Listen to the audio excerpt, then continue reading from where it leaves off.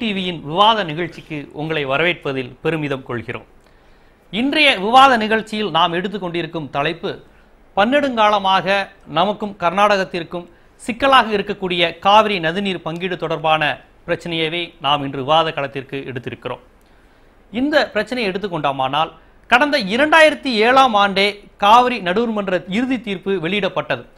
ஆனால் நடுவண் அரசு அரசிதழில் அதை மிகவும் தாமதமாகவே பல்வேறு போராட்டங்களுக்கு பிறகே அதை வெளியிட்டது. ஆனால் அதற்கு பிறகும் காவிரி மேலாண்மை வாரியத்தை அது அமைக்கவில்லை.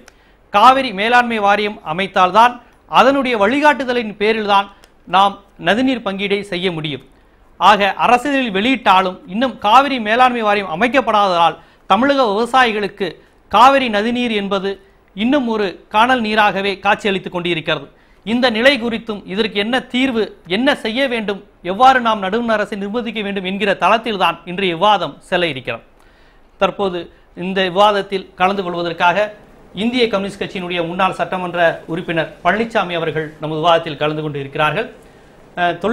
விவசாய சங்க தலைவர் எஸ் திருநாவுக்கரசு அவர்கள் இந்த விவாதத்தில் கலந்து கொண்டு அவர் தரப்பு கருத்தை தெரிவிக்க இருக்கிறார். மற்றும் தமிழ்நாடு காங்கிரஸ் கமிட்டியினுடைய மாநில பொதுச் செயலாளர் பொன் கிருஷ்ணமூர்த்தி அவர்களும் கலந்து கொண்டு தனது தரப்பு நியாயத்தை எடுத்துரைக்க இருக்கிறார். இப்போது விவாதத்திற்குள் நாம் செல்வோம். சார், நம்ம இடதுசாரிகள்கிட்ட இருந்தே வருவோம். இது ஒரு விவசாயிகள் பிரச்சனை. இது ஒரு தமிழர் பிரச்சனையா பார்க்கப்படுது, விவசாயிகள் பிரச்சனையா பார்க்கப்படுது. இந்த மாதிரியான சூழ்நிலையில ஒரு 91 ஆரம்பிச்ச அந்த காவிரி நடுவர் மன்றம் அமைக்கப்பட்டது. விபி சிங் அவர்களுடைய காலகட்டத்தில் முன்னாள் பிரதமர் அவர் அமைக்கப்பட்டு 2007ஆம் ஆண்டு ஒரு இறுதி தீர்ப்பு வெளிவந்தது. அதனுடைய அரசியல் வெளியிடுவதற்கே ஏன் நடுவண் அரசு இவ்வளவு காலம் எடுத்துக்கொண்டதுன்னு நினைக்கிறீங்க? பொதுவாக காவிரி நதிநீர் பிரச்சனை என்பது ஒரு நீண்ட நெடிய பிரச்சனை. அது 1924 அப்புறம் 74 இப்போ எல்லாம் அந்த ஒப்பந்தங்களை கர்நாடக அரசு தான் மீதி இருக்கிறது.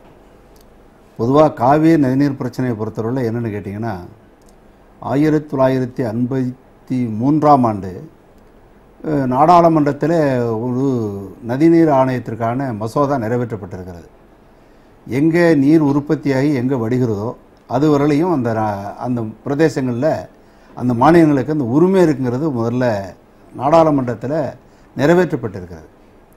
ஆனால் நம்முடைய இந்திய நாடு என்பது ஒரு ஒருமைப்பாட்டை கருதிய நாடு. தேசிய ஒருமைப்பாடுங்கிறத ரொம்ப பிரதானமாக தான் ஒரு மைய அரசு. அதனால தான் இன்றைக்கி நம்ம கூட்டாட்சி தத்துவத்தை நிலைநாட்டுவது என்பது இன்றைக்கி மத்திய அரசுக்கு மிகப்பெரிய பொறுப்பு இருக்கிறது. நம்ம மாநிலங்கள்லாம் பிரியாமல் இருப்பதற்கு ஒன்று காரணம்னா அந்த மத்தியனுடைய கூட்டாட்சி தத்துவம் தான். இப்போ அந்த அடிப்படையில் பார்த்தோம்னு சொன்னால் காவிரி நதிநீர் பிரச்சனையில் 1924 ஒரு ஒப்பந்தம் ஏற்பட்டிருக்கிறது. 74 புதுப்பிக்கப்பட வேண்டும். அப்போ எஸ்ஆர் பொம்மை, பங்காரப்பா போன்றவர்கள்லாம் முதலமைச்சராக காங்கிரஸ் கட்சியில் மாறி மாறி முதலமைச்சராக வந்திருக்கிறார்கள். இப்போ 74க்கு பிறகு தான் நம்ம இடத்துல அந்த அக்ரிமெண்ட்டை மீறுகிறது. அப்போ மத்திய அரசு இடத்துல நம்ம அணுகிறோம். அதே நேரத்தில் தமிழகத்தில் ஆட்சி பொறுப்பில் இருந்த கலைஞர் முதலமைச்சராக இருந்தபோது நடுவர் மன்றத்துக்கு போகிறார். நடுவர் மன்றத்துக்கு போனால் 74 அன்றைக்கு பிரதமராக இருந்த இந்திரா காந்தி அதை நான் உடனடியாக பேச்சுவார்த்தை மூலமாக தீர்வு காணுகிறேன், மையத்திலையும் காங்கிரஸ் அரசு, மாநிலத்தில் ஆளுவதும் காங்கிரஸ் அரசாங்கம் கர்நாடகாவில், ஆகையால் நாங்கள் உடனடியாக அதனை தீர்த்து வைப்போம் என்று ஒரு வாக்குறுதியை தமிழ்நாடு முதலமைச்சர் இடத்துல கொடுக்குறார். இதை நம்பி ஏமாந்து போய் வாபஸ் வாங்கி விடுகிறார். அந்த விட தான் காவிரி டெல்டா பகுதியில் இருக்கக்கூடிய மன்னாருடைய ரங்கநாதன் என்ன செய்கிறார்னா விவசாய சங்கத்தின் சார்பாகவே ஒரு வழக்கை அநேகமாக இப்போ நடுவர் மன்றம் போக வேண்டும் என்று அமைக்கிறார். இப்போ இந்த வழக்கு மட்டும்தான் இருக்கிறது. அரசாங்கம் கொடுத்த வழக்கு. பொதுமக்களோடு சேர்ந்து நம்ம விவாதத்தை தொடர்வோம். வணக்கம், ஜிடி விவாத நிகழ்ச்சி. வணக்கம், சொல்லுங்க. நேர ஆர்வத்தோடு இருந்தால் இணைப்பு துண்டிக்கப்பட்டு விட்டது. அப்போ அந்த வழக்கு அப்படி ஆயிடுது. திரும்ப இந்திரா காந்தியால் அந்த பிரச்சனையை மைய அரசு காங்கிரஸ் கட்சியால் அந்த தீர்க்க முடியவில்லை. காலம் கடந்து போகிறது. தொடர்ச்சியான போராட்டங்கள் காவிரி டெல்டா மாவட்டத்தில் இருக்கிற விவசாயிகள் தொடர்ந்து போராடி கொண்டே இருக்கிறார்கள்.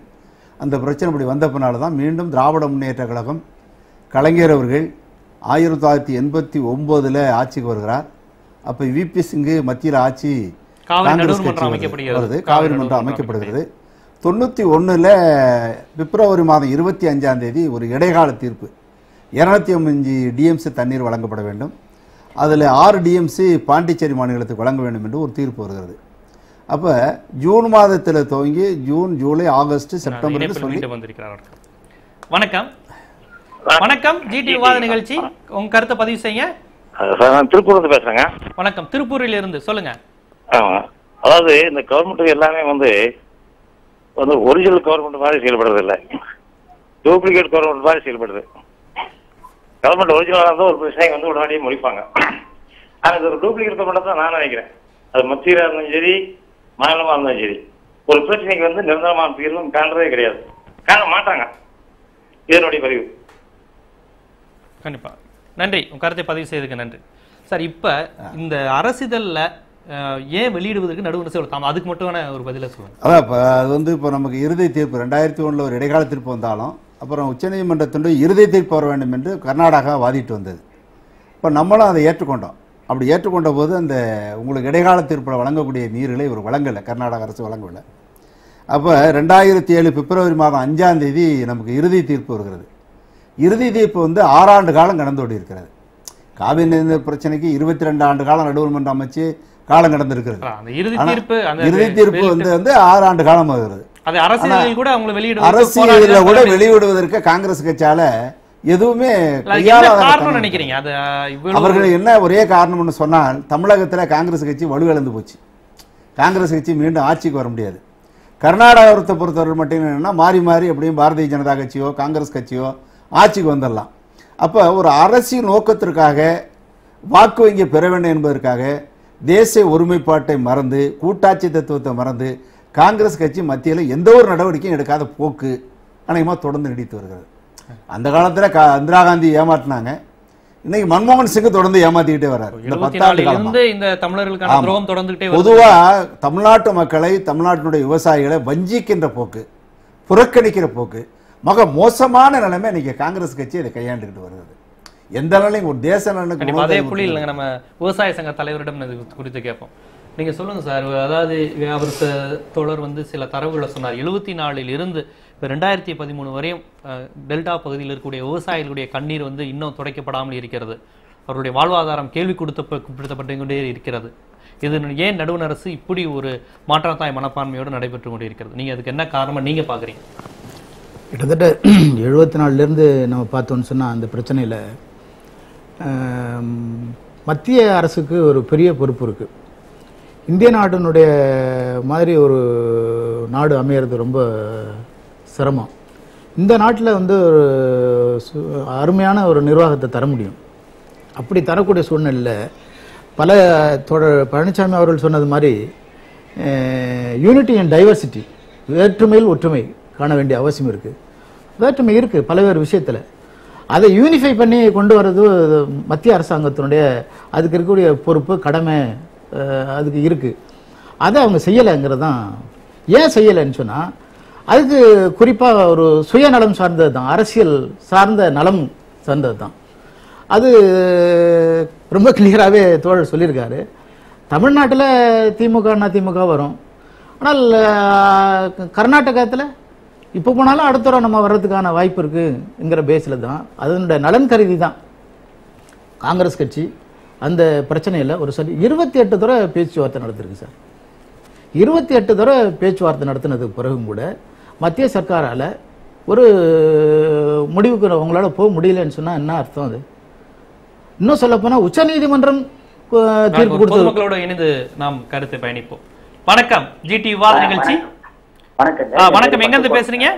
நான் வந்து பட்டுக்கோட்டைங்க, தஞ்சாவூர் மாவட்டம் பட்டுக்கோட்டையை சேர்ந்த. நான் திருச்சியில இருந்து இப்ப பேசுறேன். சொல்லுங்க.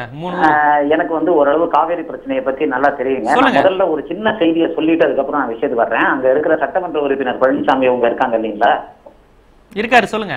அவர் வந்து ஒரு தடவை வந்து ரொம்ப எளிமையாக ஒரு ட்ரெயின்ல வந்து ஒரு பயணிச்சு வந்ததை நான் கோயம்புத்தூர்ல இருந்து வரும்போது பார்த்தேன். இந்த எளிமை வந்து இடதுசாரிகளுக்கு மட்டும்தான் சொன்னோம். அதுக்காக என்னோட வாழ்த்துக்களை தெரிவிச்சுக்கிறேன். சரி, இந்த விவாதம் குறித்து உங்க கருத்தை பதிவு செய்யுங்க. நிறைய நேர்கள் உங்களை போல காத்திருக்காங்க. வரைக்கும் அங்க இருக்கிற காங்கிரஸ்காரர் பொன் கிருஷ்ணமூர்த்தி அவர்கள்ட்ட நான் அந்த கேள்வியை கேட்க விரும்புறேன். கேளுங்க. கிட்டத்தட்ட இது ஒரு உச்ச நீதிமன்றம் கொடுத்த ஒரு தீர்ப்பை அரசிதழ்ல வெளியிடுறதுக்காக ஒரு மாநில அரசாங்கம் சுப்ரீம் கோர்ட்டை அணுகக்கூடிய அளவுக்கு மோசமான நிலைமைக்கு அந்த அரசாங்கம் தள்ளுறாங்க அப்படின்னாக்கா, இந்த இறையாண்மையில இந்த தமிழக அரசாங்கத்து மேல இந்த தமிழக மக்கள் மேல, தமிழக விவசாயிகள் மேல காங்கிரஸ் அரசுக்கு என்ன மரியாதை இருக்கிறது அப்படிங்கிற கேள்வியை நான் அந்த இடத்துல வைக்க விரும்புறேன். இது பெரிய பெரிய காங்கிரஸ் தலைவர்கள் எல்லாம் வந்த மாவட்டம் வந்து தஞ்சை மாவட்டம். இந்த மாவட்டத்தோட நலன் சார்ந்த ஒரு விஷயத்துல இந்த தேசத்தினுடைய உயரிய அரசியல் சட்ட அமைப்பான உச்ச நீதிமன்றம் தீர்ப்பு கொடுத்த பிறகு கூட அது அரசியல வெளியிடுறதுக்காக ஒரு மாநில அரசாங்கம் மறுபடியும் சுப்ரீம் கோர்ட்டை அணுக வேண்டிய ஒரு நிலைமையை இவங்க ஏற்படுத்தியிருக்காங்க. ஏன் அரசியல்ல உடனே வெளியிடக்கூடிய ஒரு பொறுப்பு இவங்களுக்கு இருக்கா இல்லையா? இந்த கேள்விக்கு வந்து காங்கிரஸ் திரு பொன் கிருஷ்ணமூர்த்தி அவர்கள் கண்டிப்பா உங்க கேள்வி வச்சிருக்கீங்க. மக்கள் வந்து இந்த நிலைமையை பார்த்து கொண்டு இருக்கிறார்கள் அப்படிங்கறத காங்கிரஸ் உணரும். கண்டிப்பா அவர் கண்டிப்பா உங்களுக்கு பதில் சொல்லுவாரு. கண்டிப்பா சார். இப்ப நேயர்களாக இருக்கட்டும், பொதுமக்களாக இருக்கட்டும், இதுக்கு முன்னாடி வாதிட்ட நம்ம தோழர்களா இருக்கட்டும், எல்லாருமே வச்சது வந்து திட்டமிட்டு இதில் ஒரு அரசியல் இருக்கிறது. அதாவது கர்நாடகத்தில் காங்கிரஸ்க்கு ஒரு வாய்ப்பு மாறி மாறியாவது வரக்கூடியது, தமிழகத்தில் காங்கிரஸ் தனித்து ஆட்சி அமைக்கக்கூடிய வாய்ப்பு இல்லை. ஆகையால் கர்நாடகத்திற்கு எப்போதும் ஒரு சார்பான நிலையவே அது எடுக்கிறது அப்படிங்கிற ஒரு குற்றச்சாட்டை பொதுமக்களும் வச்சிருக்காங்க. இங்குள்ள விவசாய சங்க தோழர், இடதுசாரிகள் எல்லாரும் வச்சிருக்காங்க. நீங்க எப்படி பாக்குறீங்க? இல்லைங்க, அது நான் வந்து வன்மையாக மறுக்கிறேன். காரணம் என்னன்னு கேட்டீங்கன்னா, காங்கிரஸ் வந்து எந்த மாநிலத்தில் எந்த கட்சி ஆளுது அப்படின்ற ஒரு பாகுபாடு எப்பவுமே கிடையாது. தமிழ்நாட்டில் காங்கிரஸ் ஆட்சிக்கே வராது, அதனால செய்யலன்னு சொல்லி ஐயா பழனிசாமி சொன்னாங்க.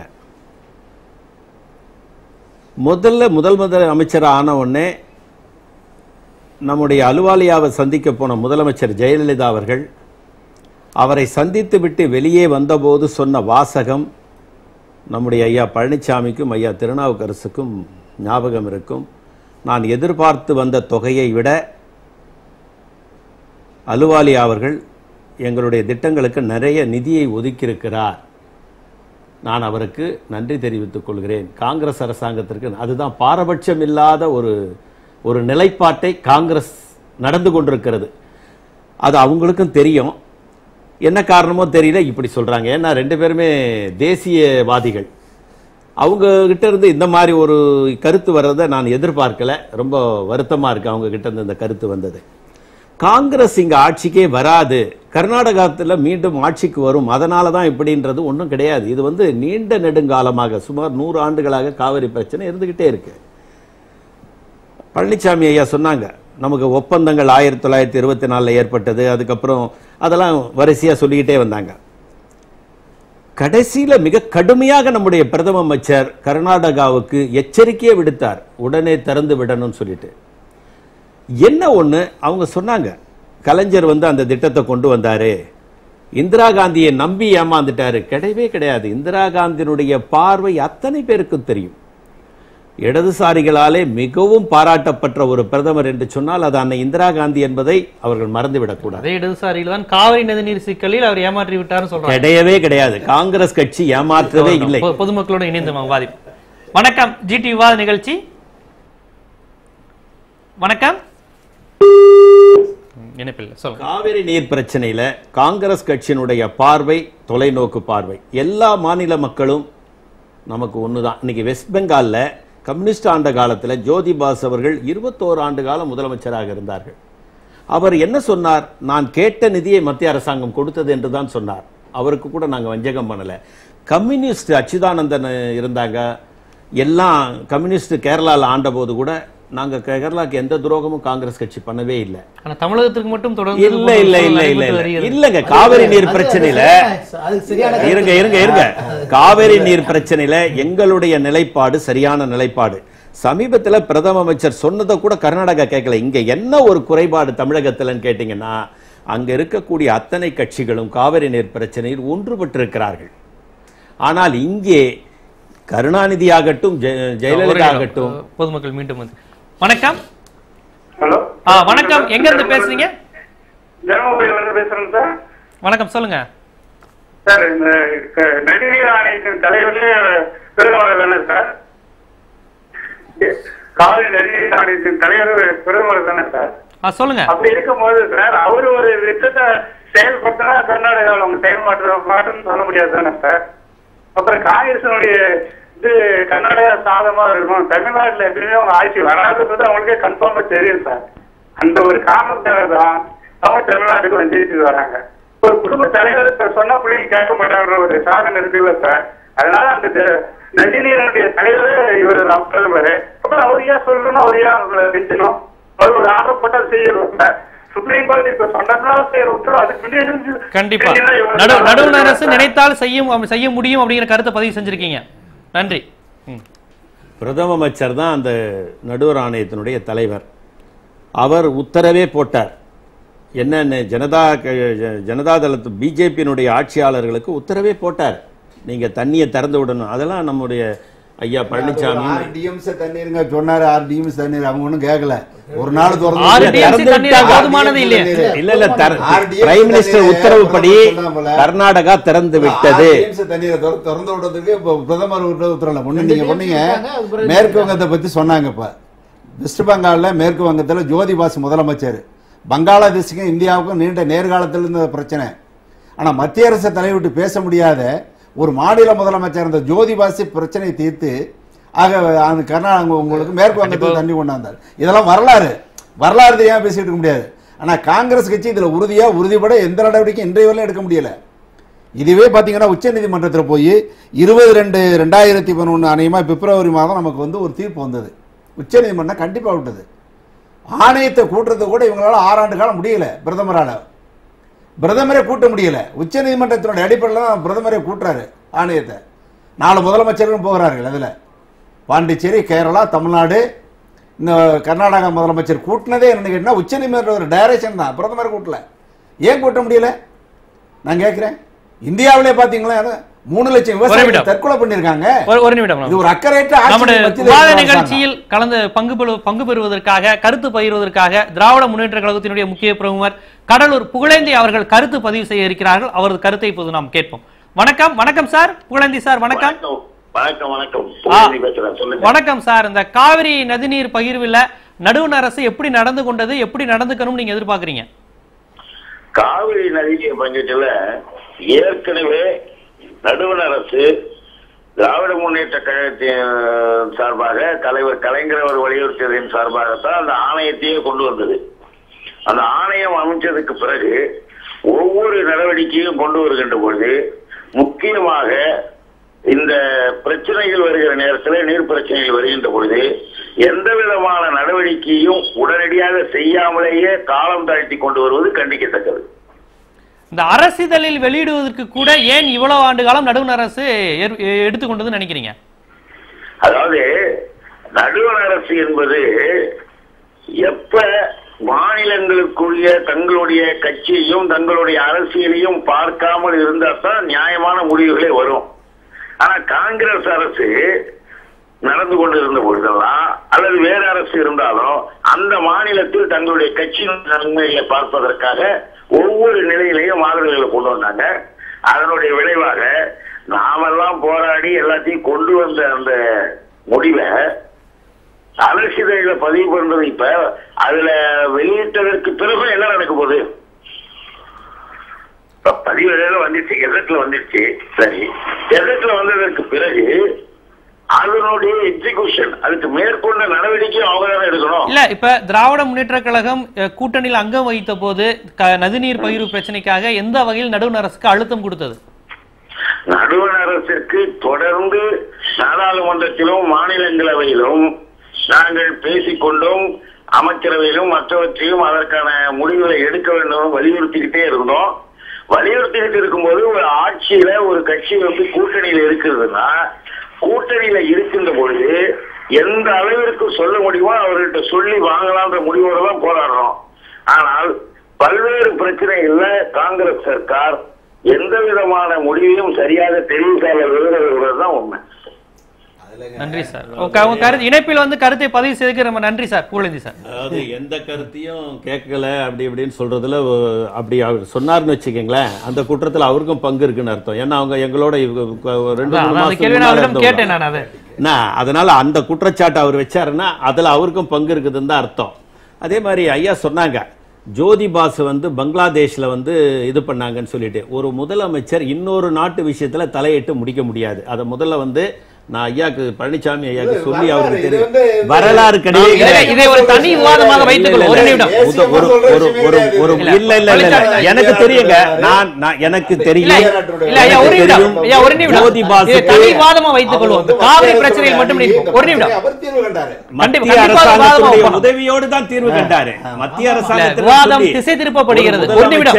ஒரு முதலமைச்சர் அந்நிய நாட்டு விவகாரங்களில் தலையிட அதே முடியாது புள்ளியில் என்பது நாம் இன்னொரு விவாதம் வைத்துக் இந்திய கொள்வோம். அரசியல் சட்டம். காவிரி பிரச்சனையை மட்டும் விவாதிப்போம். மேற்கு வங்கம் வேண்டாம். முன்னேற்ற கழகம் அவங்க ஆட்சியில் இருந்தாங்க 5 ஆண்டு காலம். இந்த காவிரி நதி பிரச்சனையில கலைஞர் பல்வேறு கடிதங்களுக்கு அவர் கடிதம் எழுதுன மாதிரி வேற யாரும் எழுதல. பாரத பிரதமருக்கு நிறைய கடிதம் எழுதினார். ஆனா எழுதின கடிதத்துக்கெல்லாம் ஸ்டாம்ப் ஒட்டி போட்டாரா என்னன்னு எனக்கு தெரியல. அதனால போய் பிரதமருக்கு சேரலையே எனக்கு தெரியல. யாரும் தபால் போட்டாலும் ஸ்டாம்ப் ஒட்டி போடணும். ஏதோ அரசாங்க முத்திரையோட தபால் போடணும் பாருங்க. இவர் பிரதமராக இருந்த முதலமைச்சராக இருந்த போது நிறைய கடிதங்கள் எழுதினார். காவிரி நதி பிரச்சனைக்கு, நிதி நிலைகளுக்கு, பொதுமக்கள் கருத்தையும் சேர்த்து நாம் அநேகமா பயணிப்போம். வணக்கம். வணக்கம். ஜிடிவி விவாத நிகழ்ச்சி. எங்க இருந்து பேசுறீங்க?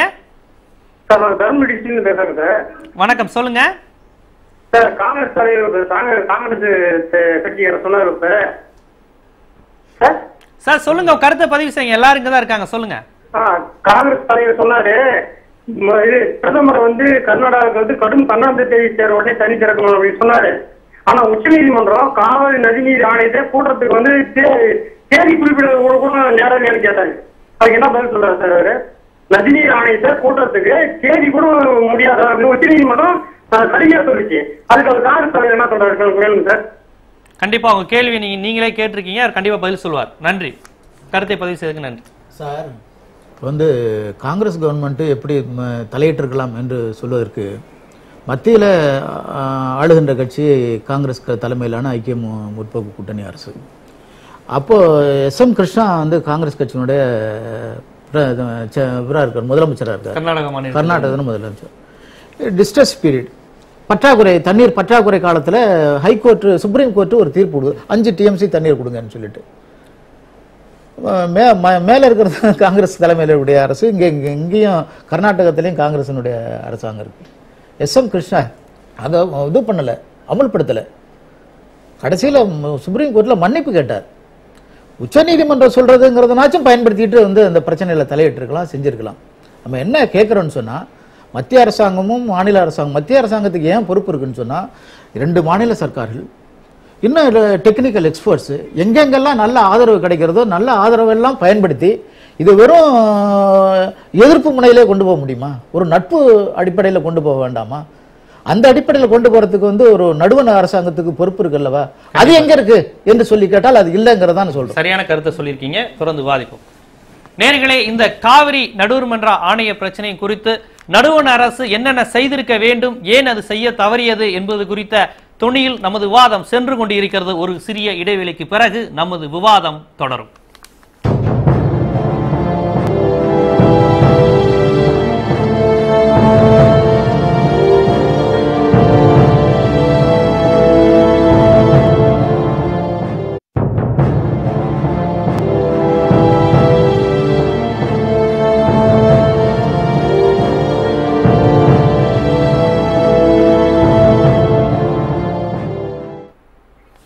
விவாதம் தொடர்கிறது. தஞ்சாவூர்ல டெல்டா பகுதியில் வாழக்கூடிய விவசாயிகள் வளமாக வேண்டும், நலமாக வேண்டும், அவர்களுக்கு தண்ணீர் கிடைக்கணுன்றதுல தமிழகத்தில் இருக்கிற எல்லா காங்கிரஸ்காருக்கும் ஐயாவுக்கும் 2 பேருக்கும் இருக்கிற அதே கருத்து தான் எங்க கருத்தும். ஆனா இந்திய காங்கிரஸ் அதுக்கு எதிராக இல்ல இருங்க, நான் சொல்றதுக்குள்ள நீங்க அவசரப்படுறீங்களே. எங்க கருத்தை நாங்க மத்திய அரசாங்கத்திட தமிழகத்தில் இருக்கக்கூடிய எம்பிக்கள் அத்தனை பேரும் போய் பதிவு பண்ணியிருக்காங்க. இந்த மாதிரி பிரச்சனை இருக்குன்னு மத்திய அரசாங்கம் அதற்கு உண்டான நடவடிக்கைகள் அவங்க சொன்னாங்க. காங்கிரஸ் மீண்டும் அங்க அறியணில்லை, அப்படியெல்லாம் ஒரு சூழ்நிலை அப்ப இல்லை. எடியூரப்பா ஆண்டு கொண்டிருந்த நேரத்தில் அது போன்ற சூழ்நிலை மீண்டும் காங்கிரஸ் வரும் என்ற சூழ்நிலை அங்க இல்லை. அதை நீங்க முதல்ல புரிஞ்சுக்கணும். ஏன்னா எடியூரப்பா ஆட்சிக்கு வந்த நேரத்தில் அவருடைய ஒரு இமேஜ், அவருக்கு மிகப்பெரிய இமேஜ் இருந்தது, யாரும் அதை மறுக்க முடியாது. அந்த நேரத்தில் காங்கிரஸ் ஆட்சிக்கு வந்துடும் சொல்லிட்டு நாங்க அதெல்லாம் பண்ணவே இல்லை. அங்க இருந்தது ஜனதாதள ஆட்சி, இங்க இருந்தது கலைஞர் ஆட்சி. ஐயா கூட சொன்னாங்க, ஸ்டாம்ப் ஒட்டினாரா ஒட்டலையா தெரியல, போய் சேர்ந்தது எல்லாம் சேர்ந்து இருக்கோம். அதற்குண்டான நடவடிக்கைகளை நம்முடைய பிரதம அமைச்சர் எடுத்தார்கள். நம்முடைய பிரதம அமைச்சரை பத்தி இன்னைக்கு எல்லாருக்கும் தெரியும். எல்லா மாநிலங்களையும் ஒரே பார்வையில் பார்க்கக்கூடிய இன்றைய பிரதம அமைச்சர் கர்நாடகத்திற்கும் சரி தமிழகத்திற்கும் சரி நீங்கள் கூடி பேசுங்கள் என்று பலமுறை சொல்லியிருக்கிறார்கள். அவர்கள் சரியாக பேச்சுவார்த்தை நடத்தவில்லை. இன்னொரு விஷயம் நம்ம பார்க்கணும், திரும்ப திரும்ப நான் அதை தான் சொல்ல வரேன். கர்நாடகத்தில் இருக்கக்கூடிய அத்தனை கட்சிகளும் எடியூரப்பா ஒன்னா கூட்டினார். செட்டர் இருக்கும்போது கூட இன்னைக்கு முதலமைச்சராக பதவி ஏற்கக்கூடிய சித்தராமையர் அவரோட போய் பிரைம் மினிஸ்டரை பார்த்து தண்ணி விடமாட்டேன்னு சொன்னார். ஆனா இங்க இருக்கக்கூடியவங்க, அது கலைஞராகட்டும் இன்றைக்கு இருக்கக்கூடிய முதலமைச்சராகட்டும், எந்த கட்சியும் கூப்பிட்டு பேசுறதே இல்லை. முதல்வர்களும் கூடி பேசியிருந்தால் தீர்ந்திருக்குங்கிறீங்களா? பேசுனங்க, நீங்க ஒத்துமையே இல்ல. இங்க இருக்கவங்க வந்ததே அப்படி ஒரு உச்சநீதிமன்ற அழைப்படி நடந்தப்ப அது தோல்வியில் தானே முடிந்தது. எங்க வந்தது? யார் கூடி பேசினாங்க தமிழ்நாட்டுல? அம்மா போய் பேசிட்டு வந்தாங்க சார். இப்ப ஒரு தடவை போயிட்டு பேசுறா, அது ஃபெயிலியர். தமிழ்நாடு சுப்ரீம் கோர்ட்டுக்கு போனாங்க. அரசியல்ல கூட வெளியிட்டு முடியாது. தமிழ்நாடு முதலமைச்சர் 2012 மீண்டும் அண்ணா திராவிட முன்னேற்ற ஆட்சிக்கு வந்து யதார்த்த நிலைமைகளை ஏற்றுக்கொள்ளணும். ஒரு நிமிடம் சார், இவர் நம்மாழ்வார் நம்மளுடன் கருத்து பதிவு செய்திருக்கார். அவருடன் இணைந்து பயணிப்போம். நேயர்களே, நமது விவாதம் குறித்து கருத்து பகிர்வு செய்வதற்காக இயற்கை விஞ்ஞானி நம்மாழ்வார் அவர்கள் கருத்து பகிர்வு செய்ய காத்து கொண்டிருக்கிறார். அவரிடம் இணைந்து நாம் பயணிப்போம். நம்மாழ்வார் சார் வணக்கம். வணக்கம் ஐயா. வணக்கம் சார். இந்த கருத்து, அதாவது இந்த காவிரி படுகை பகுதியில் உள்ள விவசாயிகள் தொடர்ந்து ஒரு 40-50 வருடங்களாக வஞ்சிக்கப்பட்டு வருகிறார்கள் நதிநீர் இல்லாத காரணத்தினால். இதற்கு என்ன காரணம்? நடுவண் அரசு என்ன செய்திருக்க வேண்டும்? இனிமேலாவது என்ன செய்ய வேண்டும்? அதாவது சர்வதேச நதிநீர் சட்டம்னு ஒண்ணு இருக்கு. அந்த சட்டத்துக்கு பேரு ரிப்பேரியன் ரைட்னு பேரு. எந்த பகுதிக்கு முன்னாடியே ஆறு தண்ணி பாஞ்சுக்கிட்டு இருக்குதோ அதுக்குதான் முதல் உரிமைன்னு பேரு. ஆனா இந்த முதல் உரிமையை மறுத்து என்னவோ அவங்க கர்நாடகத்துக்கே உரிய ஆறு மாதிரியும் அது அவங்களுடைய சொத்து மாதிரியும் அது நமக்கு ஏதோ தர்மம் பண்றது மாதிரியும் இந்த கர்நாடகக்காரங்க வாதம் பண்ணிட்டு இருக்காங்க. ரெண்டு மாநிலத்துக்கு இடையில பிரச்சனை வர நேரத்துல தீர்த்து வைக்க வேண்டிய பொறுப்பு நடுவண் அரசுக்கு உண்டாது. ஆனா நடுவண் அரசு அது செய்யாம புறக்கணிச்சுக்கிட்டே வந்திருக்குது. அதனுடைய விளைவு கடந்த 40 ஆண்டுகளாக தமிழகத்து விவசாயிகள், காவேரி படுகை விவசாயிகள், 11 மாவட்ட விவசாயிகள் தங்களுடைய காவேரியில தங்களுடைய உரிமையை இழந்து, அந்த நதிநீரை இழந்து, விளைச்சலை இழந்து இவங்க வறுமைக்கு தள்ளப்பட்டிருக்காங்க. தமிழ்நாடு வறுமைக்கு தள்ளப்பட்டிருக்குது. காவேரி பாசன விவசாயிகளுக்கு தண்ணீர் இல்லை என்று கர்நாடகக்காரங்க சொல்றது கிடையாது. கர்நாடகக்காரவங்க தமிழ்நாட்டுக்கு தண்ணி இல்லைன்னு சொல்றாங்க. காவிரி தண்ணி சென்னைக்கும் வருது, ராமநாதபுரத்துக்கும் போகுது. ஆமா, தமிழ்நாட்டுல விளையிற அந்த விளைச்சல்ல நெல்லுல கிட்டத்தட்ட 3/2 பங்கு காவேரி பாசன பகுதியில விளையுது. தமிழ்நாட்டுல இருக்கிற மக்கள்ல 3/2 பேர் காவிரி தண்ணி குடிக்கிறாங்க. தமிழ்நாடு புறக்கணிக்கப்படுகிறது. இது காவேரி படுகை விவசாயம் அல்ல, விவசாயியோடைய பிரச்சனை இல்ல. இந்தியா இந்தியாவுடைய ஒருமைப்பாட்டுக்கு வைக்கப்படுகின்ற ஒரு குறுக்கிட ஒரு கேள்வி. இந்திய நடுவண் அரசு ஏன் தொடர்ந்து தமிழக விவசாயிகளை பாதித்து வருகிறது? அதன் பின்னணி என்ன? பின்னணி நமக்கு நல்லா தெரிஞ்ச விஷயம் தானே. 1967க்கு பிறகு தமிழ்நாட்டுல காங்கிரஸ் எழுந்து நிக்கலான்னு பார்க்கறது முடியவே இல்லை. தமிழ்நாட்டுல அவங்களுக்கு கால் ஊன்றதுக்கு வழி கிடையாது. அவங்க கால் ஊன்றதுக்கு ஒரு இடமா கர்நாடகத்தை நினைச்சாங்க. அது கூட இந்த தேர்தலில் நிறைவடைஞ்சிருக்குது. ஆகையினால அவங்க தமிழ்நாட்டை புறக்கணிக்கிறதுக்கு முழு காரணம் இருக்குது. இனிமேல் இப்போது காங்கிரஸ் கர்நாடகத்தில் ஆட்சி பிடித்திருக்கக்கூடிய இந்த சூழலில் தமிழகத்துக்கு சாதகமாக நடுவண் அரசு முடிவு எடுக்கும் நினைக்கிறீங்களா? தமிழக அரசு ஒரு காலம் முடிவெடுக்கல. கடந்த 1 வருஷமாவே பாக்குறோம். திரும்ப திரும்ப உச்ச நீதிமன்றம் என்ன சொல்லுதோ அதை மட்டும் தான் செய்யறாங்க. நாம உச்ச நீதிமன்றத்தை தான் அணுகணும், அவங்க தான் தீர்ப்பு வழங்கணும் நமக்கு. நன்றி. கருத்தை இணைப்பில் கருத்தை பதிவு செய்கிறோம். நன்றிங்க. நன்றி. நன்றிங்க. வணக்கம். நன்றி.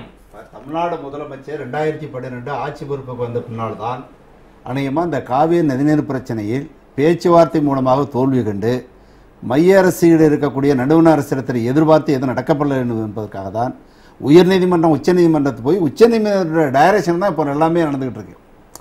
இல்லைன்னா இந்த அரசு இதில் வாய்ப்பே கிடையாது, அது கூட வாய்ப்பு கிடையாது. அது வந்திருக்கு. இப்போ மேலாண்மை வாரியம் அமைக்கணும், இது அமைக்க வேண்டிய அவசியம் இருக்கு. அரசியல் வெளியிட்டதற்கு அர்த்தம் ஆகும். இது இனிமே இப்போ ஜூன் மாதம் தண்ணி திறக்கணும். ஜூன் மாதம் 12ஆம் தேதி நம்ம மேட்டூர் அணை திறக்கணும். இப்போ மேட்டூர் அணை 22 அடி தான் தண்ணி இருக்கு, வறண்டு போய் கிடக்கிறது. அதே மாதிரி காவேரி இப்போ நர்மலாராயா சொன்னது போல அநேகம் பார்த்தீங்கன்னா இப்போ காவேரி டெல்டா மாவட்டத்தில் கால்நடைகளுக்கு தண்ணி இல்லை, குடிக்க தண்ணி இல்லை, குளிப்பதற்கு தண்ணி இல்லை, கால்நடைகள் செத்து கொண்டு இருக்கிறது. இதுவரையிலையும் வரலாறு காணாத வகையில் வறட்சி ஏற்பட்டு இருக்கிறது, கொடுமையான வறட்சி. இது மைய அரசுக்கு தெரியாதா? இப்போ வறட்சி ஏற்பட்டிருக்குன்னு மத்திய குழுவிலேருந்து இப்போ தான் பார்வையிட வர்றாங்க. எதுக்கு வர்றாங்க? 9 பேர் மாண்டு போயிருக்காங்க. விவசாயி நட்ட பயிர் பட்டு போச்சே அப்படி என்பதற்காக நட்ட பயிர் வாங்கின கடனை திருப்பி செலுத்த முடியாது, எதிர்கால வாழ்க்கை எப்படி ஆகும் என்பதெல்லாம் மத்திய அரசுக்கு தெரியாத. ஆக இது போன்ற விட மத்திய அரசு எதுவுமே கவலைப்படலை. 3 லட்சம் பேர் இறந்த போதே கவலைப்படல போது இப்போ ஏன் கவலைப்பட போகிறாங்க அவங்க? இப்பவும் பார்த்தீங்கன்னாக்கா கர்நாடகாவில் தேர்தல் 5ஆம் தேதி மே மாதம் 5ஆம் தேதி முடிந்து 8ஆம் தேதி ரிசல்ட் ஆயிடுச்சு. காங்கிரஸ் கட்சி வெற்றி பெற்றிருக்கிறது. இதுக்கு மேலே அந்த காங்கிரஸ் கேபினெட் தான் அங்கே முடிவு செய்யணுங்கிறது அது. ஆக அங்கே இருக்கக்கூடிய நதிநீரில் இருக்கக்கூடிய நீர்ப்பாசன அதிகாரிகள் மத்திய அரசுடைய டைரக்ஷனில் இப்போ அந்த முடிவுகளை எடுக்கணும். அப்போ தான் காவேரியில் எவ்வளவு தண்ணி வருகிறது, கிருஷ்ணராசாவில் எவ்வளவு தண்ணி வருது என்றெல்லாம் கணக்குகளை எடுத்து இனிமேல் தண்ணீரை வந்து பங்கிட்டு கொடுப்பதற்கான போர்க்கால அடிப்படையில் செய்ய வேண்டிய பணியை மத்திய அரசாங்கம் செய்யணும். அப்போ தேர்தல் கமிஷன் சொன்னது இந்த தேர்தல் நடக்கிறதுனால இது வந்து நடைமுறைப்படுத்த முடியாது, ஒத்தி வச்சுக்கிறோம். தேர்தல் முடிஞ்ச பின்னால பல பேர் இந்த விவாதத்தில் பங்கு பெற ஆர்வம் காத்திருக்கிறார்கள். வணக்கம், ஜிடி விவாத நிகழ்ச்சி. சொல்லுங்க சார். வணக்கம், எங்க இருந்து பேசுறீங்க? சார் நான் விருதுநகர் சத்தரெட்டியோட்ல இருந்து பேசுறேன் சார். வணக்கம், சொல்லுங்க. விருதுநகர் மாவட்டத்திலிருந்து கருத்தை பதிவு செய்யுங்க. சார் நான் சொல்றது எல்லாம் ஒருங்கிணைந்த இந்தியாவில் குறிப்பிட்ட நபர்களுக்கு தண்ணி தரக்கூடாதுங்கிறது என்ன சார் ஒரு நியாயம்? கண்டிப்பா பேசுங்க சார். நான் சொல்றதெல்லாம் வந்து நீங்க நல்லா கேட்டுங்க. அதாவது நம்ம நாடு வந்து எல்லாமே சுதந்திரமா நம்ம நல்லா இருக்கலாம். அதுக்காக நீ தண்ணி தரக்கூடாது, நீ அங்கிட்டு அது தரக்கூடாது, இது தரக்கூடாதுன்னு சொல்லிட்டு நம்ம நாட்டை வந்து பிரிவினவாதத்துக்கு உண்டு பண்றாங்க. நன்றி. விருதுநகர் மாவட்டத்திலிருந்து கருத்தை பதிவு செய்ததுக்கு மிக்க நன்றி. அது வந்து என்னன்னு கேட்டீங்கன்னா இப்போ ரொம்ப நல்லா சொன்னாருங்க. பொதுவாக வந்து ஒரு கூட்டாட்சி தத்துவத்திற்கு இந்த நாடு ஒற்றுமையாக இருக்க வேண்டும்னு சொன்னால் மைய அரசு இதில் வந்து நடுவண் அரசு நடுவண் அரசு அந்த கேள்விக்கு கூட்டாட்சி தத்துவம் காங்கிரஸ் கட்சியே இந்த நாட்டை ஆளாம இருந்தா கூட்டாட்சி தத்துவமே என்னைக்கோ போயிட்டு இருக்கும். அது கம்யூனிஸ்ட் நண்பர்களுக்கு ஐயா பழனிசாமிக்கும் ஐயா திருநாவுக்கரசுக்கும் தெரியும். காங்கிரஸ் ஒன்னால தான் கூட்டாட்சி தத்துவத்தை தர முடியும். காங்கிரஸ் வந்து ஏதோ மாற்றாந்தாய் மனப்பான்மையோடு இங்க செயல்படுதுன்னு சொன்னாங்க. இங்கேயும் காங்கிரஸ் கட்சி இருக்குது. இல்ல இல்ல இருங்களேன், ஒரு நிமிஷம் இருங்க, ஒரு நிமிஷம். இங்கே நடைபெற முடியலங்க. நாடாளுமன்றத்தை வந்து இருங்க, 6 கோடி ரூபாய் ஒரு நாளைக்கு செலவு பண்றேன். எங்க ஒரு நாளைக்கு 6 கோடி ரூபாய் செலவு பண்ணக்கூடிய நாடாளுமன்றத்தில் மக்களினுடைய நலத்திட்டங்களுக்கு சட்ட திட்டங்களை நிறைவேற்ற வேண்டிய நாடாளுமன்றத்தை தடுக்கிறது யாரு? உங்களுக்கு தெரியாதா? அந்த விவாதம் நம்ம காவிரிக்குள்ளே நாடாளுமன்றம் என்னென்ன தனி விவாதமா வச்சுக்கோம் சார். காவிரி பிரச்சனை காவிரியில மாற்றாந்தாய் மனப்பான்மையோடு அங்க நடக்குதுன்னு சொல்றதுக்கு வாய்ப்பே இல்லை. ஏன்னா இங்க இருக்கிற காங்கிரஸ்காரங்களும் நாங்க மத்திய அரசாங்கத்தில் இருக்கிறோம். இன்னொரு பொதுமக்கள் கருத்து பதிவு செய்ய காத்திருக்கிறார். வணக்கம் சார். வணக்கம் சார். வணக்கம், எங்க இருந்து பேசுறீங்க? சிவகங்கை மாவட்டத்துல இருந்து பேசுறேன் சார். வணக்கம், சொல்லுங்க. இப்ப சார் இப்ப வந்து இப்ப எதற்கு எடுத்தாலும் இப்போ தமிழக அரசு வந்து கோர்ட்டுக்கே போகுது சார். சொல்லுங்க. இப்ப நம்ம அரசு வந்து சார் கொஞ்சம் விரைவா பேசுங்க சார், நிறைய பேர் கருத்து பதிவு செய்யணும். சொல்லுங்க.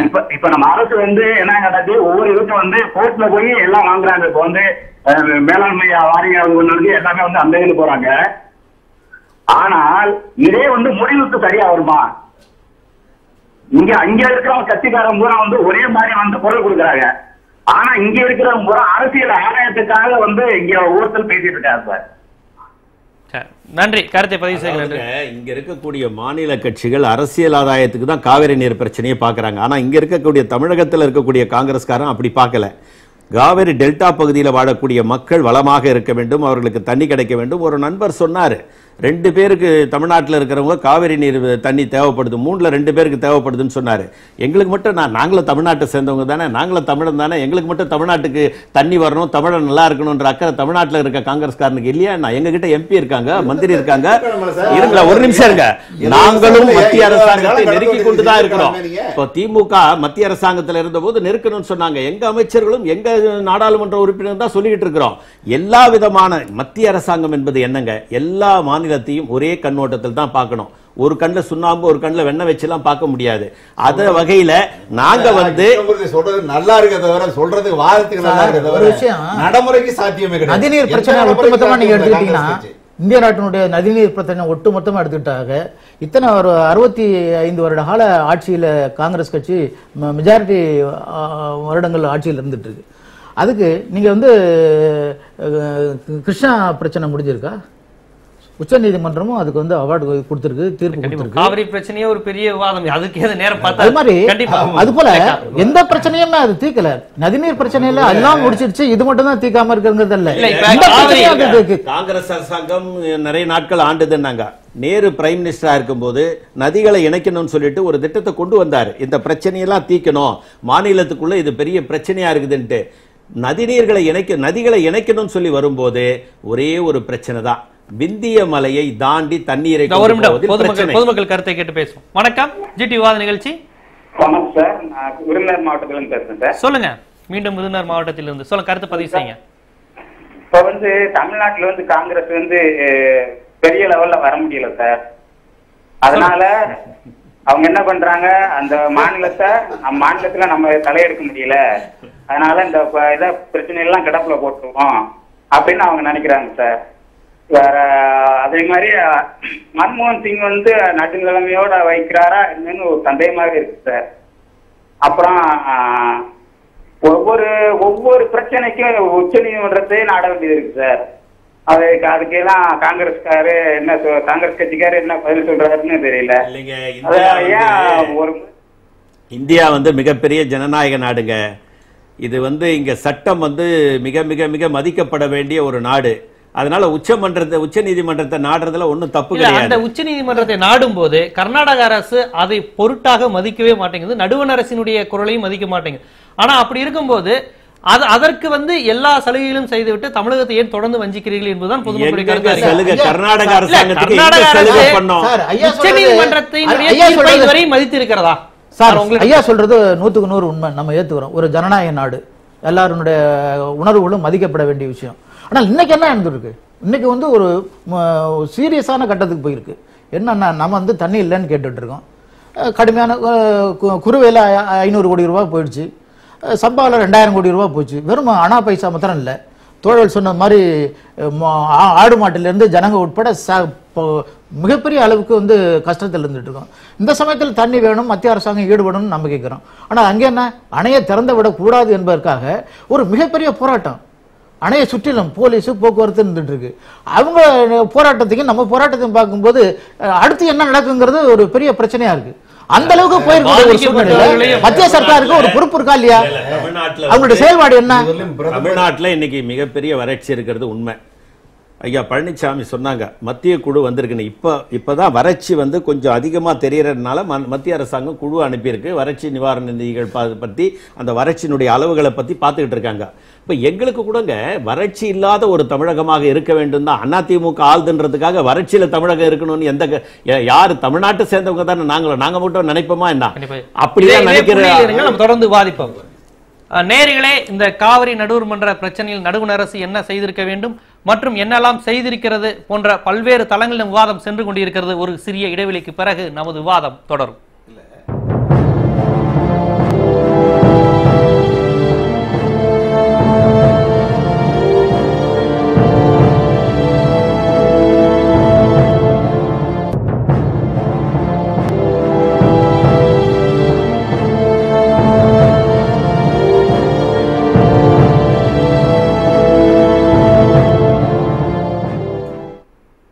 வணக்கம், விவாதம் தொடர்கிறது. நம்முடைய இந்த விவாதத்தில் பங்கு பெறுவதற்காக தமிழகம் முழுவதும் இருந்து பலதரப்பட்ட நேயர்கள் காத்து கொண்டு இருக்கிறார்கள். அவர்களுடன் சேர்ந்து நாம் பயணிப்போம். வணக்கம், ஜிடி விவாத நிகழ்ச்சி.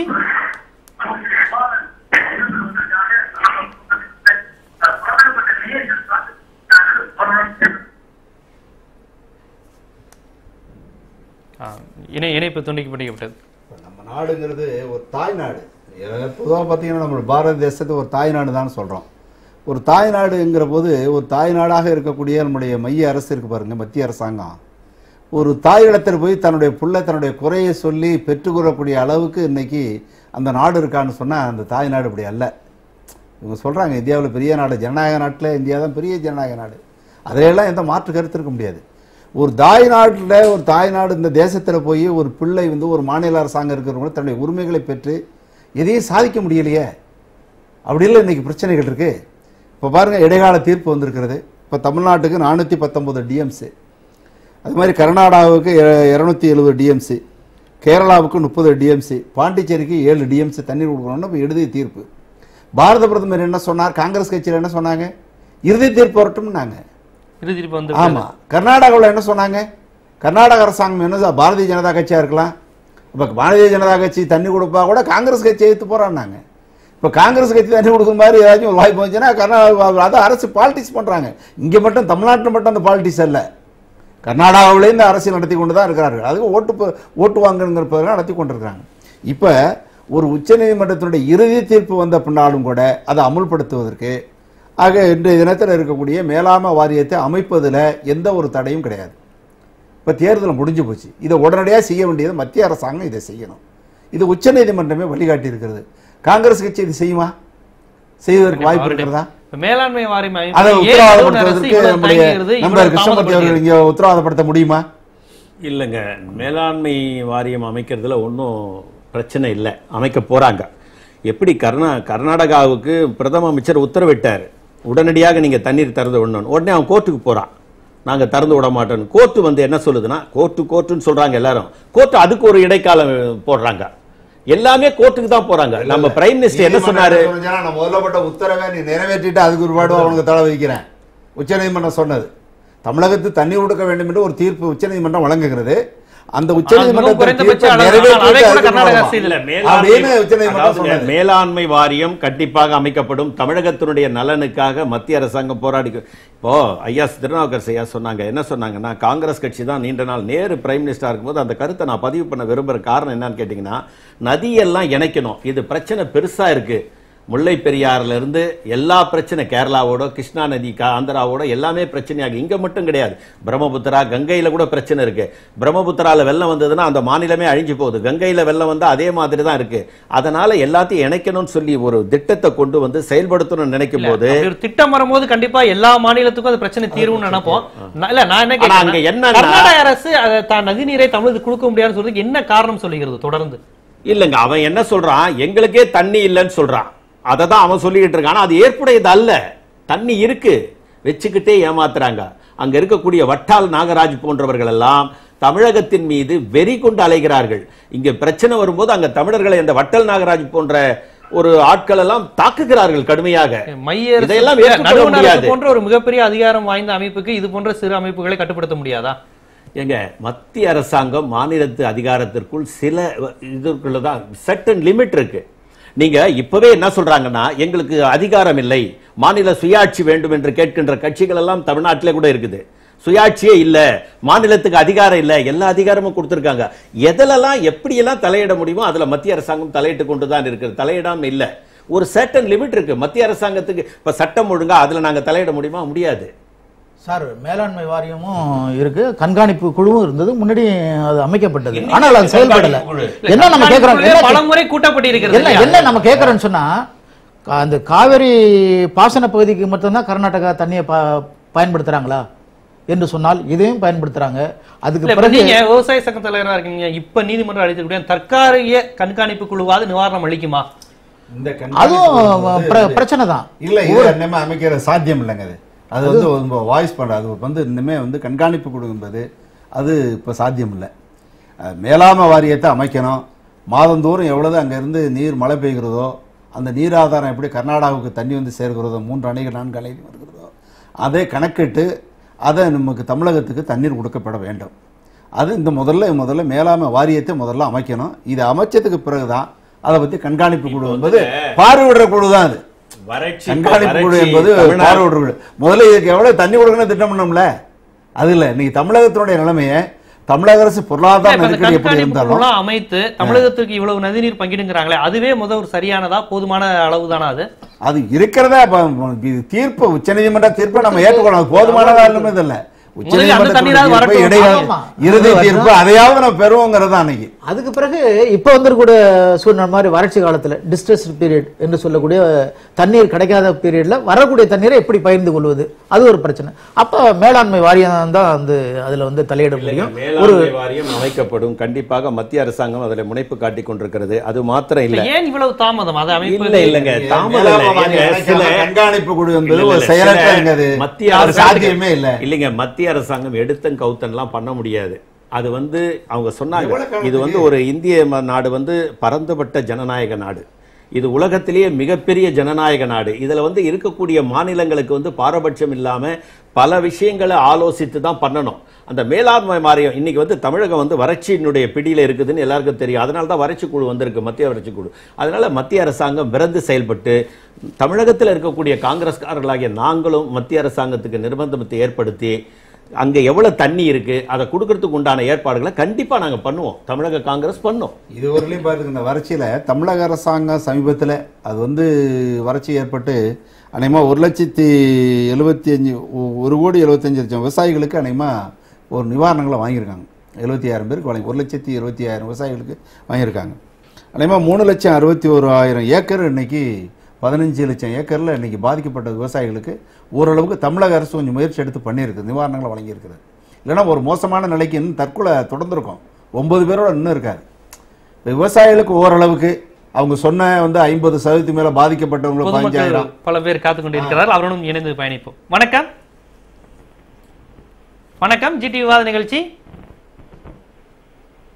இணைப்பு துண்டிக்கப்பட்டுவிட்டது. அப்ப இந்த பாதிப்புக்கு விவசாயிகள் இந்த நஷ்டத்தை ஏற்பட்டதற்கு ஓரளவு தமிழக அரசு இந்த ஒரு சிறிய நிவாரணம் கூட எடுக்கலன்னு வச்சுங்களேன், அனைமா நிச்சயமா இன்னும் ஒரு உயிரிழப்புகள் நிறைய மத்திய அரசு எப்ப வருது, மத்திய அரசாங்கம் அந்த நிதிகள் எல்லாம் கொடுக்கவும் தயாரா இருக்குது. இல்லாமல் இருந்தா இவ்வளவு பெரிய வறட்சி வந்திருக்காதுங்கிறதா தஞ்சை விவசாயிகளுடைய குமுறலாக இருக்கிறது. இது மாதிரி இப்ப சொல்றாங்களே 19,665 கோடி ரூபாய் இப்ப கேட்டு இருக்கோம். அது காவிரி நீர் பிரச்சனை என்பது 75-80 ஆண்டுகளாக நடந்து கொண்டிருக்கக்கூடிய பிரச்சனை. இந்த பிரச்சனையை எல்லா காலகட்டத்திலையும் தீர்ப்பதற்கு மத்திய காங்கிரஸ் அரசாங்கம், ஏன் பிஜேபி ஆண்ட போது கூட அதனுடைய முயற்சிகள் எல்லாம் எடுத்தார்கள். 2 மாநிலத்தில் சொல்ற இன்னொரு விஷயம், பொதுவாக இந்திய நடுவண் அரசு எது அமைந்தாலும் அது நதிநீர் பிரச்சனையில் தமிழர்களுக்கு எதிராக அமைகிறதா இல்ல காங்கிரஸ் மட்டும் அப்படி நடைபெறுதுன்னு நினைக்கிறீங்களா? காங்கிரஸ் கட்சி பாரபட்சம் இல்லாம நடக்குன்னு சொல்றாங்க. ஒன்னு எடுத்துங்க, பஞ்சாப்ல வறட்சி ஏற்பட்டது இல்லையா, உத்தரப்பிரதேசத்தில் வறட்சி ஏற்பட்டது. நம்ம மன்மோகன் சிங் பிரதமராக இருக்கிற போது 1000 கோடி ரூபாயை கொண்டு போய் இவளே விழா நடத்தி கொடுத்தார். ஏன் இவ்வளவு பெரிய பாதிப்பு வந்திருக்கு தமிழகத்தில்? உணவளிக்கக்கூடிய டெல்டா மாவட்டம் முற்றிலுமாக நீங்க சொல்ற காங்கிரஸ் ஆட்சியா? அதை சொல்லணும். நீங்க பஞ்சாப்ல காங்கிரஸ் ஆட்சியா? கிடையாது. உத்தரப்பிரதேசல காங்கிரஸ் ஆட்சியா? கிடையாது. ஆனால் எல்லா மக்களையும் ஒன்றாக பார்க்கக்கூடிய இயக்கம் காங்கிரஸ், அந்த மத்திய அரசாங்கம் என்பதை தான் நான் பார்த்திருந்தால் அதுக்கான நடவடிக்கை எடுத்திருந்தால் கண்டிப்பா போயிருக்காது. காவிரி நதிநீர் பிரச்சனையை பொறுத்த மட்டில் இந்திய நடுவண் அரசு எது அமைந்தாலும் தமிழர் விரோத போக்கா இருக்கிறதா இல்ல காங்கிரஸ் அரசு மட்டும் இவ்வாறு நடந்து கொள்ளுன்னு நினைக்கிறீங்களா? இல்ல, காங்கிரஸ் கட்சியை பொறுத்தவரை, மைய அரசு பொறுத்தவரை இதுவரையிலும் ஒரு தமிழகத்தை வஞ்சித்து தான் வந்திருக்கிறது. பாரதிய ஜனதா அரசு அமைந்த போது எப்படி இருந்தது? பிரச்சனைகளுக்கு தீர்வு காணல. அவங்க என்னன்னா தமிழகத்திலிருந்து எந்த அரசியல் கட்சிகள் தனக்கு ஆதரவா இருக்கிறார்களோ அப்ப ஏதாவது செய்தி வைப்பார்கள். காங்கிரஸ் கட்சி, திராவிட முன்னேற்ற கழகம் மைய அரசுல இடம்பெற்றிருந்தது, நாடாளுமன்ற எண்ணிக்கை அவர்களுக்கு ஆதரவு தேவைப்பட்டது. அதனால இங்கே திராவிட முன்னேற்ற கழகம் கலைஞருக்கு அவர்கள் கேட்ட நிதியை கொடுத்தார்கள். ஆக இவர்கள் இருந்தார்கள். எந்த பிரச்சனையும் இவங்களால தீர்க்க முடியல. காவிரி நதிநீர் பிரச்சனையில திராவிட முன்னேற்ற கழகம் நினைச்சுன்னா தீர்த்துருக்க முடியல. ஆக இப்படிதான் அவங்க நினைப்பார்கள். வேற காங்கிரஸ் கட்சி எப்பவுமே தன்னுடைய அரசு ஆட்சி அதிகாரத்தை மையம் கொண்டு தான் காங்கிரஸ் கட்சி இதுவரையிலும் நடைமுறையில் வந்திருக்கிறத தவிர இல்ல எதிர்கட்சிகளை வஞ்சிக்கணுங்கிற போக்கில் காங்கிரஸ் கட்சி இதுவரையிலும் சரியாக நடந்து கொண்டிருக்கிறது. இல்ல நான் அதான் மீண்டும் கேட்கிறேன். பாரதிய ஜனதா இருந்த போது இதே பிரச்சனை வந்ததா? ஏன்னா காங்கிரஸை எதிர்க்க வேண்டிய ஒரு நோக்கம் மட்டும் இல்லையா? நடுவண் அரசு பொதுவாக தமிழர்களை வஞ்சிக்கிறது குற்றச்சாட்டு தமிழகத்தில் அதிகாரமாக தமிழ்நாட்டில் வேறுபட முடியாதுங்க. பாரதிய ஜனதா கட்சி தமிழ்நாட்டில் வேறுபட முடியாது. ஒரு நாடாளுமன்ற உறுப்பினர், சட்டமன்ற உறுப்பினருக்கு வாய்ப்பு கிடையாது. நாளைக்கு கம்யூனிஸ்டே மத்திய அரசாங்கத்தை ஆண்டா கூட இதே பார்வையில தான் இப்ப நீங்க சொன்னீங்க. இருங்க ஒரு நிமிஷம் இருங்க. உத்தரப்பிரதேச பொதுமக்கள் கருத்தை கேட்டு தொடர்ந்து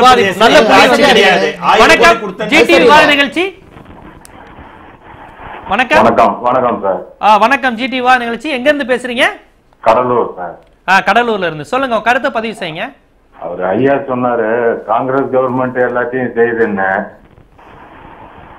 காங்கிரஸ் கவர்மெண்ட் என்ன செய்யுதுன்னா ஆணையத்தை அமைக்கிறதுக்கு கர்நாடகா எலெக்ஷன் முடிஞ்ச பிறகுதான் அமைக்கணுங்கிறாங்க. சாதா ஒரு எலெக்ஷன் முடிஞ்ச பிறகு ஆணையம் அமைக்கிறதுக்கு கோர்ட்லயே சொல்றாங்க. மைய அரசும் சுப்ரீம் கோர்ட்டும் சேர்ந்து நடத்துதுங்கிறத இப்பதான் வரிசையா ஒவ்வொரு சுப்ரீம் கோர்ட் சொல்றதை கேட்டுதான் பிரதமரே செய்ய வர்ற அளவுக்கு ஆகி போச்சு. அவங்க செஞ்சிருவாங்க, தண்ணி வந்துடும். நன்றி. அதாவது எல்லாருடைய கருத்துமே உச்ச நீதிமன்றம் சொல்லிதான் தமிழக அரசுக்கு செய்யணுமா அப்படிங்கறதா மக்களுடைய இதா இருக்கு. ஏன் நடுவர் அப்படி இல்ல. இப்போ அந்த விஷயம் உச்ச நீதிமன்றத்துக்கு போயிருக்கு. ஒரு விஷயம் நீதிமன்றத்துக்கு போனதுக்கு அப்புறம் அரசு அதுல தலையிடுறது கிடையாது. அது எல்லாருக்கும் தெரிஞ்ச விஷயம். இல்ல அவர் கருத்தை பதிவு செய்யல. இல்லங்க, உச்ச நீதிமன்றத்துக்கு போனதுக்கு அப்புறம் உச்ச நீதிமன்றத்தினுடைய தீர்ப்புக்காக காத்திருக்கிறதுல தப்பு இல்ல. உச்ச நீதிமன்றம் அதை நிறைவேற்றணும்னு சொன்னதுக்கு அப்புறம் மத்திய அரசாங்கம் உடனே எல்லாத்தையும் செஞ்சு கொடுத்திருக்கு. அதுல சுணக்கம் காட்டவே இல்லை. அதுல உடனே பண்ணிருக்காங்க. இப்ப நீங்க தமிழ்நாட்டில் இங்க வறட்சி இருக்கு, நிச்சயமா உத்தரப்பிரதேசத்துக்கு கொடுத்த 1000 கோடி ரூபாய் தமிழகத்துக்கும் கண்டிப்பா மத்திய அரசாங்கம் கொடுக்கும். இந்த டெல்டா மாவட்டத்தில் இருக்கக்கூடிய நடுவண் அரசு கூடிய விரைவில் காவிரி மேலாண்மை வாரியம் அமைக்கும்ங்கறீங்க. கண்டிப்பா தமிழக கருத்தை நடுவண் அரசு குரலாவே நாங்க எடுத்துக்கிறோம். சார், நீங்க இந்த விவாத நிகழ்ச்சியினுடைய இந்த பிரச்சனைக்கு என்ன தீர்வு அப்படிங்கறத இறுதி கருத்தை பதிவு செய்யுங்க. இறுதியா நான் சொல்றது என்பதுன்னா, கர்நாடகத்துல நாம் தமிழ்நாடு பூராவும் நம்ம எதிர்பார்க்கறது நம்முடைய மக்கள் கருத்து என்கிற வகையில் கர்நாடகத்தில் இருக்கக்கூடிய ஒட்டுமொத்த கட்சிகள், கம்யூனிஸ்டில் தவிர, அவங்க என்ன சொன்னாங்க, வடிஞ்சாதான் தண்ணின்னு சொல்றாங்க. அதை நாம் ஏற்றுக்கொள்ள முடியாது. அது அந்த வகையில் கிட்டத்தட்ட மற்ற கட்சிகள் பூராமே ஒன்றா இருக்கு. மார்க்சிஸ்ட் கட்சியினுடைய செயலாளர் சொன்னார், மாண்டியா மட்டும்தான் கர்நாடகான்ட்டு நீங்கள் நினைக்காதீங்க. ஆனால் இந்த பிரச்சனையில் இது போன்ற குறுகிய கண்ணோட்டத்தோடு பார்க்கறது சரியில்லைங்கிற வகையில் அவர் சொல்லியிருக்கார். அந்த வகையில் பார்க்கிற போது அங்கே இருக்கக்கூடிய மற்ற கட்சிகள் பூராமே தமிழ்நாட்டுக்கு உரிய அளவு தண்ணீர் கொடுக்கறதுல அவர்களுக்கு உடன்பாடு இல்லை. அப்படிப்பட்ட ஒரு சூழ்நிலையில இதுல ஒரு முக்கியமான ரோல் எடுக்க வேண்டிய பொறுப்பு என்பது மத்திய அரசாங்கத்துக்கு இருக்கு. உங்களுக்கு இறுதி கருத்தை ஏற்றுக்கொண்டோம். அதோட உங்களுடைய இறுதி கருத்து, இதுக்கு இந்த பிரச்சனைக்கு என்ன தீர்வுங்கிறத உங்க இறுதி கருத்தை இன்னொரு விஷயத்தையும் நான் சொல்றேன். இன்னொரு விஷயத்தையும் சொல்றேன். அதையும் அந்த மக்களுடைய கருத்தையும் ஒருங்கிணைத்து ஒரு தீர்வு காண வேண்டியிருக்கு. இன்னொன்று, அங்க இருக்கக்கூடிய அரசாங்கம் அரசாங்கம் தான் கூட அந்த தண்ணீர் எவ்வளவுதான் வருதுங்கிறத உண்மையான விஷயத்த நம்ம சொல்றது இல்லை. கண்டிப்பா வந்துச்சுன்னு சொன்னா உடனே ஏரிகள்ல, வாய்க்கால்ல, குளங்கள்லாம் போய் நடக்கிட்டு தண்ணி இல்லைன்னு சொல்றாங்க. அங்க கூட தண்ணீரை மேட்டு நிலங்களுக்கு கண்டிப்பாக ஒரு ஆய்வுக்குரியது. கண்டிப்பா அது ஆய்வு செய்யப்படணும். உங்களுடைய இறுதி கருத்தை பதிவு. அரசாங்கம் இறுதியா என்ன செய்ய வேண்டும்னா, இது மேலாண்மை வாரியத்தை உடனடியாக அமைக்கப்பட வேண்டும். கண்காணிப்பு குழு என்பது தேவையற்றது. பொதுவாக இவ்வளோ பெரிய பாதிப்பு இன்றைக்கி தமிழகத்தில் 31 மாவட்டங்களும் டெல்டா மாவட்டங்களும் ஏற்பட்டிருக்கிறது. அப்போ இந்த தமிழக அரசு அநேகமாக 19,665 கோடி நிவாரண நிதி கேட்டிருக்காங்க. ரெண்டாவது, தமிழகத்தில் பார்த்தோம்னா சொன்னால் இப்போ இன்றைக்கி அநேகமாக மின்சார பற்றாக்குறை, கடுமையான பற்றாக்குறை இருக்கிறது. குடி தண்ணீர் பற்றாக்குறை இருக்கிறது. இதுலேயுமே கர்நாடகத்தில் காங்கிரஸ் கட்சி ஆட்சி தான் மின்னு வந்திருக்கிறது. உடனடியாக பிரதமர் மற்றும் காங்கிரஸ் கட்சி இதை உடனடியாக செய்வதற்கு அவங்க செய்யணும். இல்லைன்னா தமிழகத்தை வஞ்சிப்பது மட்டுமல்ல, மிகப்பெரிய ஏமாற்றுகிறார்கள் என்கிற ஒரு நிலை தான் இன்னைக்கு. விவாத நிகழ்ச்சியில் அனைத்து விருந்தினருமே உங்களுடைய கருத்தை நேரம் செலவிட்டு கருத்தை பதிவு செய்ததற்கு நன்றி. இன்றைய விவாத நிகழ்ச்சியை பொறுத்தவரை அனைத்து தமிழக மக்களும் விவசாயிகளுடைய ஒரே கருத்தாக இருந்தது, இந்திய நடுவண் அரசில் காங்கிரஸ் மற்றும் பிஜேபி எந்த தேசிய கட்சி இருந்தாலுமே தொடர்ந்து தமிழகத்தை ஒரு வஞ்சிக்கின்ற போக்கு இருக்கின்ற என்கின்ற ஆதங்கம் இருந்தது. அது மட்டுமல்லாமல் தற்போது உடனடியாக நடுவண் அரசு காவிரி மேலாண்மை வாரியத்தை அமைக்க வேண்டும், அதுவே தமிழக விவசாயிகளுக்கு ஒரு உடனடி மாற்றாக ஒரு தீர்வாக இருக்கும் என்பதே பொதுமக்களுடைய கருத்தாக இருந்தது, கலந்து கொண்ட விருந்தினர்களின் கருத்தாகவும் இருந்தது. மீண்டும் ஒரு விவாத நிகழ்ச்சியில் சந்திக்கும் வரை உங்களிடமிருந்து விடைபெறுவது ஜீவசகாப்தன். நன்றி.